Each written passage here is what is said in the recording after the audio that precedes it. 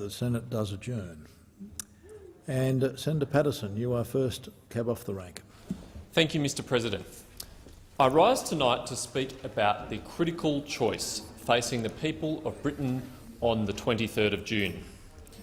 They will decide whether to stay or leave the European Union. From where I sit, the choice is clear. Britain would be more prosperous, free and secure outside the European Union. The European Union project may have begun with good intentions, but the reality is that the EU today has strayed very far from those intentions. It has become bloated, undemocratic and hostile to the freedoms that made Britain great. The cost to the British people and their economy is real. Every week, Britain sends £350 million to Brussels. The cost to Britain's economy of just the 100 top EU rules is more than £33 billion each year. The UK has lost control of their borders and their laws. They have no power to control the intake of migrants from within the EU. More than half of the laws and regulations passed each year which govern the lives of UK citizens originate not in their own parliament but in a foreign capital, enacted by people who they had no say in electing.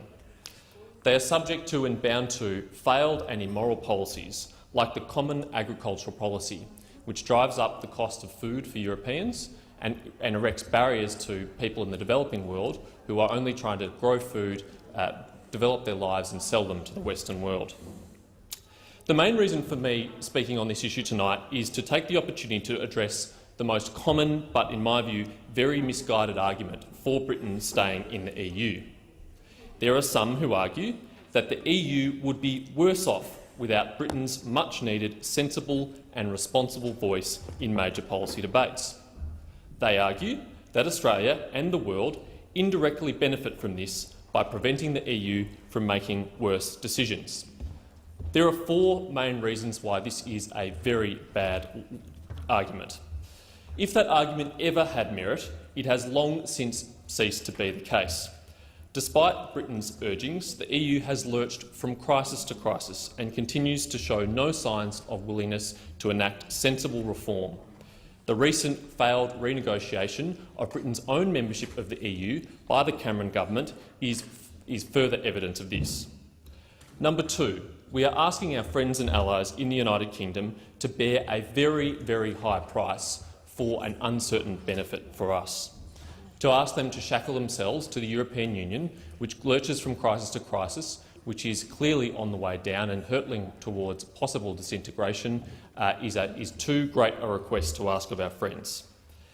Number three, it ignores the very real cost to our relationship with Britain caused by their membership of the EU.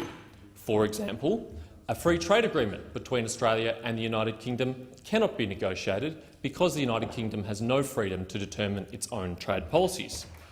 An agreement for the free movement of people between the Commonwealth countries such as Britain, New Zealand, Australia and Canada also cannot be negotiated because Britain has no freedom to determine those policies.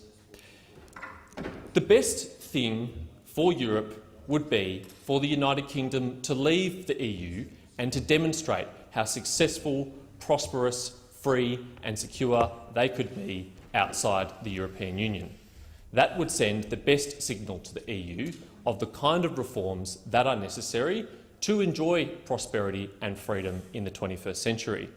The worst thing for the EU and the UK would be for them to decide to stay within the EU, to suffer the consequences of it and to lose the opportunity to demonstrate to the people of Europe that there is an alternative pathway, that there are better policies.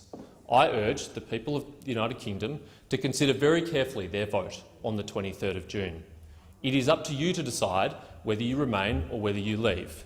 But rest assured that your friends around the world, including in Australia, would welcome you back into the international community outside the European Union, and you would have a strong, prosperous and stable relationship with us if you chose to do so.